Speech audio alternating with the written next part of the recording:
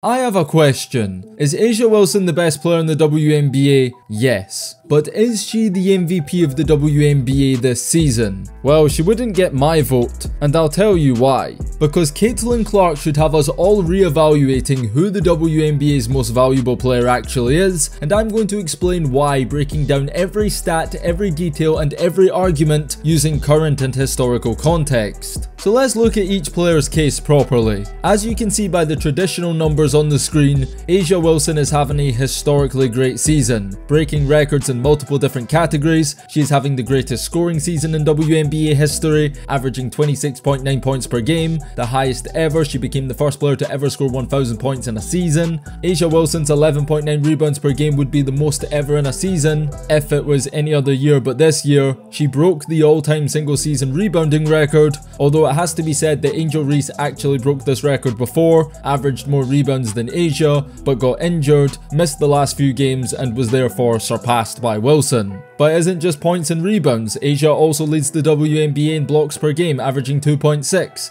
So the fact that she's the league's leader in points, rebounds, and blocks in the same season shows how dominant she has been. A'ja Wilson has been MVP twice before, and in comparison to her previous MVP seasons, she's improved in every aspect of the game. She's won the last 2 titles, the Aces are going for the three-peat this year. It's safe to say that this is the WNBA's best player at the absolute peak of her powers. And if you want to make that argument that no WNBA player has ever been as good as A'ja Wilson is right now, you can make that argument. But the thing is, the MVP award in the WNBA is almost never given to the best player with the best stats, and I will prove this. In the last 15 years, every single WNBA MVP has been a #1 seed in their conference. The Las Vegas Aces are the 4th seed, meaning when A'ja Wilson wins MVP, she would be the first to break that rule since 2008.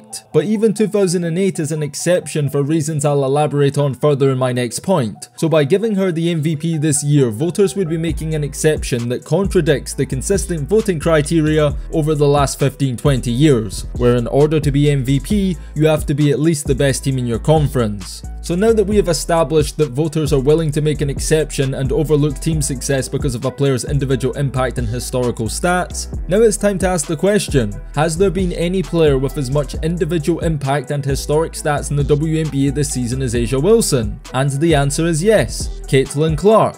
This season individually, Caitlin Clark's stats at face value don't compare to A'ja Wilson's, but when you really look into the numbers and understand what she's done, you will see why this is a conversation worth having. Does anyone remember when the DKM channel got hacked? That was a bad time because we lost over 3 months worth of revenue. But thankfully it hasn't happened again and we're able to make videos safely, which wouldn't be possible without the sponsor of today's video, Surfshark VPN. Surfshark keeps your online identity safe by encrypting all of the information sent between your devices and the internet. This keeps your personal data protected from not only the same cybercriminals who attacked me, but the big companies who are actively seeking your information, which you probably don't realize is actually very valuable and worth protecting. That's why it's been taken from you without your consent. But that's just one of the many benefits of Surfshark VPN. It also allows you to swap your real location to anywhere else in the world virtually by changing your IP address, making you untrackable. For sports fans, it's even better because watching games today is harder than ever. You have blackouts for certain games depending on what region you're in. If you're out of the country, you won't have access to certain channels, while Surfshark VPN with over 3,200 servers allows you to virtually relocate yourself back home or wherever you need to be in the world to watch your favorite sports streams or TV shows without government restrictions,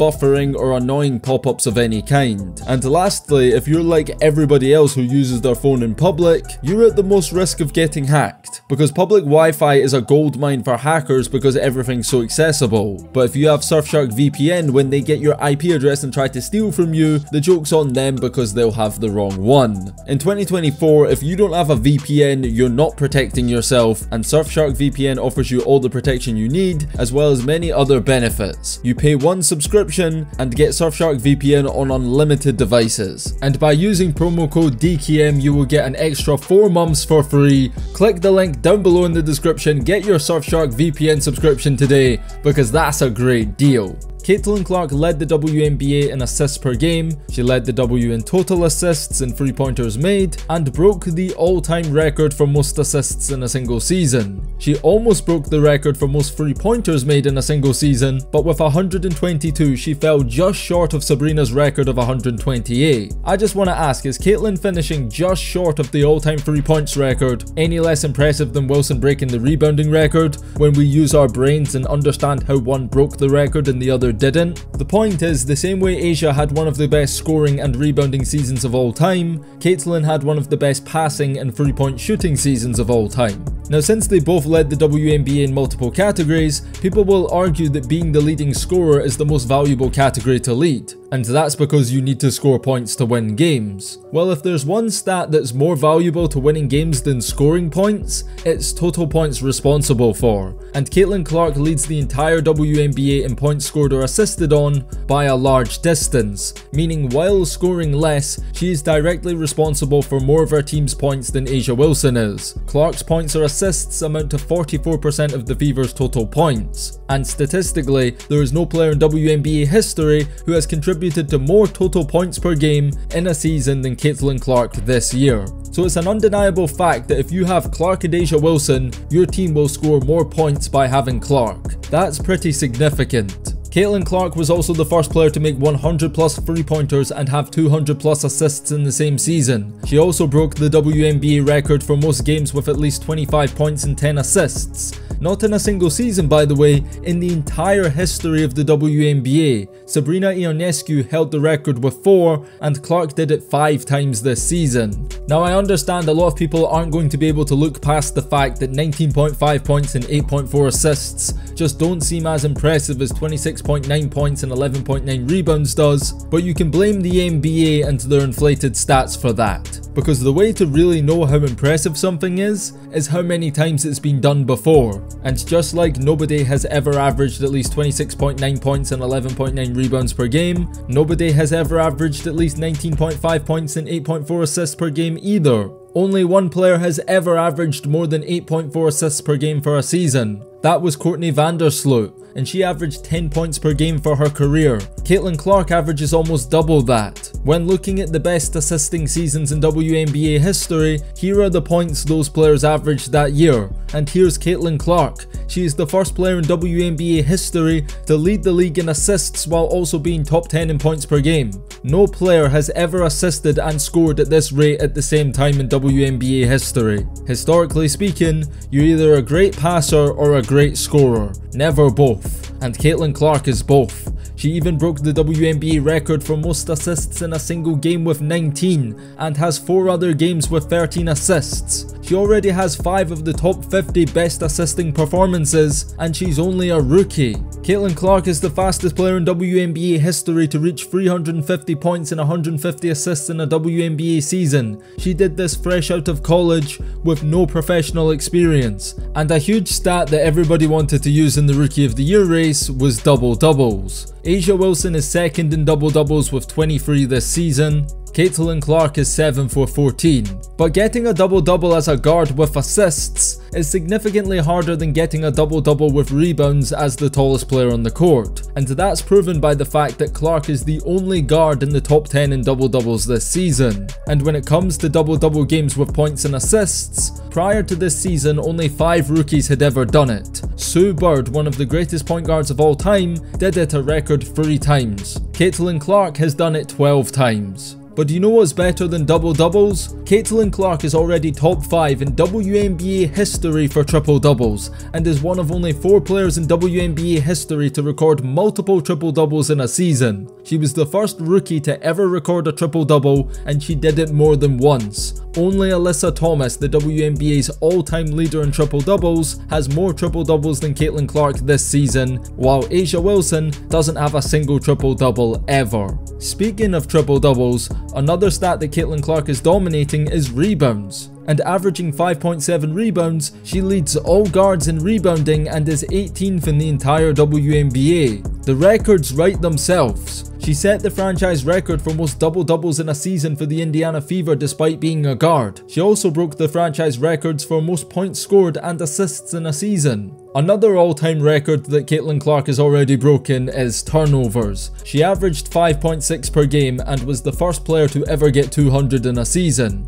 But what people don't understand is that that comes with the job when you're trying to set up your teammates. Alyssa Thomas last season broke the WNBA record for assists in a season. She also broke the turnover record, and this season she got more turnovers than she did last season. But speaking of turnovers, the player in the WNBA who is #1 in turnover percentage is actually A'ja Wilson. Make of that what you will. Speaking of percentages, let's talk about efficiency in regards to scoring and shooting the ball. Now, if you're box score watching and comparing the shooting splits, it would seem like Wilson is a significantly more efficient scorer than Clark. She leads field goal percentage 52 to 42%, but Clark beats her 34% to 31% from the perimeter and 90% to 85% at the foul line. Considering the fact that Clark is a guard and A'ja is a centre, we have to factor in the fact that the majority of Wilson's shot attempts are statistically higher percentage shots because they're closer to the basket. For example, 62% of Caitlin Clark's shot attempts are 3-pointers, whereas 92% of Wilson's shot attempts are inside the 3-point line. Funnily enough, Caitlin Clark shoots 53.8% on 2-pointers, which is slightly higher than Wilson's 53.2% on 2-pointers, so Caitlin Clark shoots a higher percentage than A'ja Wilson on 3-pointers, 2-pointers, and free throws too. But the most accurate way to evaluate their shooting efficiency is to use advanced stats. The true shooting percentage metric includes every shooting stat all in one to give a more accurate representation of how often a player actually scores when they shoot. And the effective field goal percentage metric takes into consideration the fact that a 3-point shot is more valuable than a 2-point shot because you get an additional point. And while Wilson beats Clark in both of these two statistical categories, it's very close. Let's now talk about individual accolades. Being the WNBA's most consistent performer from the beginning till end of the season, A'ja Wilson is first by a significant margin. But when you exclude A'ja Wilson, Caitlin Clark is so far ahead of the rest. She has won Player of the Week 3 times in a row. No rookie in NBA or WNBA history has ever accomplished this, and the only WNBA players that have 3 or more Player of the Week awards this season are A'ja Wilson and Sabrina. Clark was Player of the Month in both August and September. Only these players on the screen have won it multiple times this season. And while people are saying that A'ja Wilson has played at the highest level of any WNBA player ever this season, since the All-Star break, Caitlin Clark might be playing at the highest level we've ever seen from a WNBA player too. Since the restart, she has averaged around 25 points, 9 assists and 6 rebounds per game on close to 50% shooting while winning games. I understand it's a shorter sample size, but for this period, she's averaging points that only 3 players have ever averaged before, and she's averaging assists that only 1 player has ever done before, and she's done them at the same time while leading her team to one of the best records in the WNBA during this time period. Hopefully by now I have proven one thing, that Caitlin Clark undeniably deserves MVP consideration and is good enough already to be in this conversation. What I may not have entirely convinced you of yet though, is why she should win the award over A'ja Wilson. I'm about to do that now.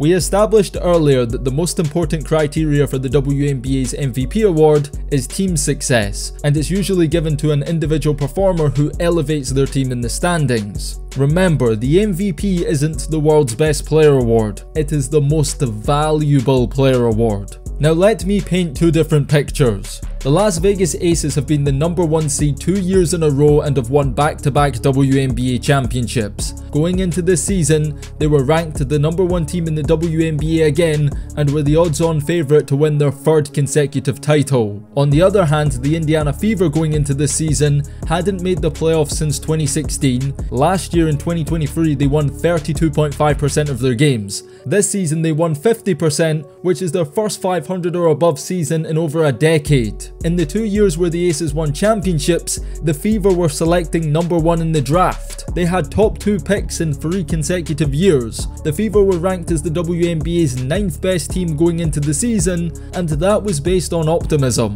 Right now, the Las Vegas Aces are the 3rd seed in their conference. The Indiana Fever are also the 3rd seed in their conference, and are 4th and 6th in the WNBA standings. So the Fever as a top 6 seed are 3 spaces higher than they were supposed to be, while the Aces are 3 spots worse than they were supposed to be. So between Caitlin Clark and A'ja Wilson, which one has been more impactful to their team's success? A'ja Wilson plays for the best team in the WNBA. She is one of 4 Olympic gold medalists on that team. Kelsey Plum, Chelsea Gray and Jackie Young were all voted top 12 players by ESPN in their most recent top 25 list. Now, with all due respect to Kelsey Mitchell and Aaliyah Boston, they were both on the Fever last year and this team wasn't winning. Christy Sides, the head coach, has been there for years, hasn't had a winning season. So what's changed? How have they gone from one of the worst to one of the best teams in the WNBA? How did they secure a playoff spot for the first time since 2016 with over a month to spare with their first 20-win season in a decade? The Indiana Fever's best season in franchise history was in 2012. They won 22 games and that year went on to win the championship. In 2011, the Fever won 21 games and Tamika Catchings was MVP, averaging these stats. So when Caitlin Clark wins 20 games and averages better stats than these, shouldn't she maybe be the MVP too? If you take A'ja Wilson off the Aces, with more champions and Olympic gold medalists than any other WNBA team, would they be better than the Indiana Fever without Caitlin Clark? If the answer is yes, then it's pretty obvious which player is the most valuable player. And perhaps the most damning statistic of them all that nobody wants to talk about is the fact that the Las Vegas Aces are statistically better when A'ja Wilson isn't on the court. That is a devastating statistic when you talk about value to your team, because what it basically tells you is that the numbers are forced and that a player is performing great individually at the expense of the collective. That probably explains why A'ja has taken such a jump individually and statistically, but it hasn't translated to team success and they're losing more games than they usually do. I guess you could say that A'ja is chasing the records, whereas the records are chasing Caitlin Clark. And if you still question whether or not Caitlin Clark is having an MVP caliber season, then I give to you my final argument. The last time a player won MVP without being a number 1 seed was in 2008. Do you know who they made an exception for and why? It was Candace Parker, the only rookie to ever win MVP. But check out the similarities. In 2008, the LA Sparks weren't the best team in the WNBA that season. They were the 3rd seed in their conference and won 20 games. In 2024, the Indiana Fever weren't the best team in the WNBA either. They were also the 3rd seed in their conference and won 20 games. Candace Parker wasn't the leading scorer. She averaged 18.5 points per game, significantly less than Diana Taurasi, who broke the record for most points scored in a season that year. Caitlin Clark also wasn't the leading scorer. She averaged 19.5 points per game, significantly less than A'ja Wilson, who broke the record for most points scored in a WNBA season this year. What's the difference? Just like A'ja Wilson now, Diana Taurasi averaged more points and scored more points in a single season than any other player in WNBA history, but voters said, sorry Diana, as great as you were statistically, our rookie Candace Parker coming in and transforming a team that was drafting number 1 overall, taking them to the playoffs, winning 20 games and finishing as a 3rd seed, that makes her the WNBA's most valuable player. So in 2024, when a rookie Caitlin Clark takes a team drafting with the number 1 pick to the playoffs as a number 3 seed, winning just as many games as the 08 Sparks, averaging more points than Parker did, while also leading the WNBA in not just one but multiple statistical categories, why isn't she MVP of the WNBA ahead of A'ja Wilson today, the same way Candace Parker was picked over Diana Taurasi back then? Caitlin Clark just had a better rookie season than her and isn't going to win MVP. And I'll end this video the way I started it. My stance is very clear. If you were awarding the Women's Best Basketball Player in the World award, A'ja Wilson would be your deserving winner. But if you ask who the WNBA's most valuable player is, the answer is Caitlin Clark, both on and off the court. That's got to count for something. What do you guys think? Have I convinced you that Caitlin Clark deserves to win MVP over A'ja Wilson? If you had a vote, who would you vote for? Comment Caitlin if you'd vote for Caitlin. Comment Wilson if you'd vote for Wilson. If you've made it up to this point and enjoyed this video, subscribe to the channel. And check out this other Caitlin Clark video we did on the middle of your screen. If you enjoyed this one, you'll definitely enjoy that one too. And on that note, it's DKM signing out. Until next time, and peace.